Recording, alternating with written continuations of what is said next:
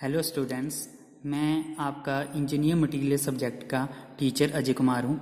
मैं आपको engineer material teach करूँगा, जिसमें हम जो आज पढ़ेंगे वो इंट्रोडक्शन पढ़ेंगे इंजीनियर मटेरियल की, कि इंजीनियर मटेरियल होते क्या हैं और इनका स्कोप क्या है हमारे लाइफ में, वो टाइप्स ऑफ कौन कौन से मटेरियल होते हैं। तो फर्स्ट चैप्टर जो है आपका इंट्रोडक्शन है। टोटल जो है आपके इसके टोटल 8 चैप्टर हैं। 8 चैप्टर हैं। इसमें जो रहता है, इसमें टोटल आपको 70, इसमें थ्योरी और प्रैक्टिकल दोनों होते हैं। 75 मार्क्स की जो होती है वो आपकी थ्योरी होती है और 25 मार्क्स की आपकी प्रैक्टिकल होती है। तो सबसे पहले जो चैप्टर शुरू करता हूँ, तो सबसे पहले इसकी इंट्रोडक्शन है। इंजीनियरिंग मटेरियल को हम मटेरियल साइंस भी कहते हैं। मटेरियल पहले इसका नाम जो था वो मटेरियल साइंस हुआ करता था, बट अब चेंज कर दिया है, तो अब इसका नाम जो है इंजीनियरिंग मटेरियल है। तो अब इसके डेफिनेशन से शुरू करते हैं। इंजीनियर मटेरियल होते क्या है? It is the branch of the science that deals with internal geometrical details, properties, characteristics and behaviour of the natural as well synthetic material.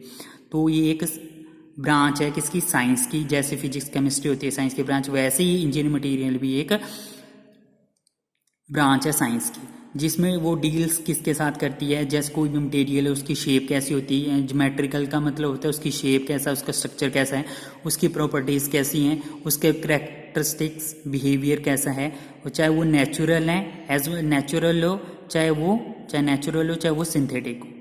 ठीक है, तो ये इंजीनियर मटेरियल के बारे में पढ़ेंगे। अब इसका एम क्या है? Aim of engineering material is practical application of material in the manufacturing of the component of machines. मतलब इसकी जो एप्लीकेशन कहाँ पे, इंजीनियर मटेरियल का जो एप्लीकेशन होती है वो कहाँ पे यूज़ होते हैं। एप्लीकेशन का मतलब होता है यूज़, ठीक है, of the material in the manufacture of the components of the machine. जो मशीन के कंपोनेंट हैं वो क्योंकि अलग अलग मटेरियल्स के बने होते हैं। जैसे ऑटोमोबाइल में आपके कोई भी गाड़ी भी देखोगे, उनके अलग अलग मटेरियल्स की बनी होती हैं। अलग अलग जो इंजन होगा वो कोई और मटेरियल का होगा, उसके गियर्स होंगे वो अलग मटेरियल के होंगे, ठीक है, उसका स्टेयरिंग होगा उसका अलग होगा, उसका हैंडल वगैरह जो भी होगा वो अलग अलग चीज़ों से बने होते हैं। टायर वगैरह अलग अलग मटेरियल से बने, तो वो है वही मटेरियल हमने स्टडी करने हैं कि वो किस किस टाइप्स के बने होते हैं।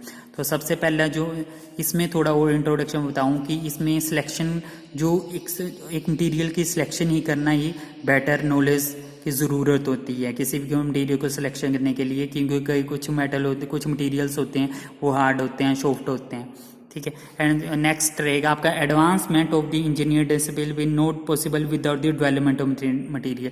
अगर हमने किसी मटेरियल में कोई चेंजेस करने हैं, कोई हार्ड करने हैं, सॉफ्ट करने हैं या कुछ भी करने हैं, तो एडवांसमेंट बहुत ज़रूरी है, ठीक है। चाहे वो उस मटेरियल की बाय यूजिंग साइंस के हेल्प से, इंजीनियरिंग के हेल्प से, टेक्नोलॉजी के हेल्प से किसी भी मटेरियल की हम उसके एडवांसमेंट कर सकते हैं। नेक्स्ट पॉइंट जो है material are essential part of the engineer industry. जो मटेरियल होते हैं वो ज़रूरी हैं किसके लिए? इंजीनियर इंडस्ट्री के लिए। वो हर एक जगह, आप घर में भी कोई भी मेटल यूज़ करते हो, चाहे कटलरी के हो, किचन में यूज़ करते हो, कहीं भी यूज़ करते हो, तो किसी न किसी टाइप के मटेरियल का आप यूज़ करते ही करते हो। और इंडस्ट्री में तो आपको पता ही है, कोई भी प्रोडक्ट बन रहा है तो उसका कोई ना कोई मटेरियल होगा, वो मैन्युफैक्चर हो रहा होगा, कोई ना कोई टूल यूज़ कर रहे होंगे, चाहे उसको काट रहे हैं, चाहे उसका कोई मेटल है उसका पाउडर फॉर्म में कन्वर्ट कर रहे हैं, तो वो कुछ ना कुछ मटेरियल तो होगा ही होगा, ठीक है। वो एक इंजीनियर होता है। एक इंजीनियर वही इंजीनियर्स होता है। An engineer needs material to give shape to his concept and design. एक इंजीनियर ही है जो आपके जो मटेरियल्स को एक शेप दे सकता है, एक कंसेप्ट, अपने किसके कंसेप्ट और डिज़ाइन के हेल्प से। मटेरियल आर अवेलेबल, जो मटेरियल्स होते हैं वो आपके सॉलिड और लिक्विड और गैसीय स्टेट्स में हो सकते हैं। मटेरियल कोई भी हो सकता है आपका, चाहे सॉलिड में हो, चाहे, ठीक है, चाहे वो लिक्विड फॉर्म में हो, द्रव अवस्था में हो, चाहे, ठीक है, चाहे वो गैस के फॉर्म में हो, किसी भी चीज़ उस चीज़ को हम क्या कहते हैं? मटेरियल कहते हैं, ठीक है। अब मटेरियल की एक छोटी सी डेफिनेशन है, वो मैं आपको बता रहा हूँ। मटेरियल इज ब्रॉड टर्म, मतलब बहुत बड़ी टर्म है। ब्रॉड का मतलब होता है बहुत बड़ी टर्म है। Which is used for substance और substance out of which a thing और कैन बी मेड।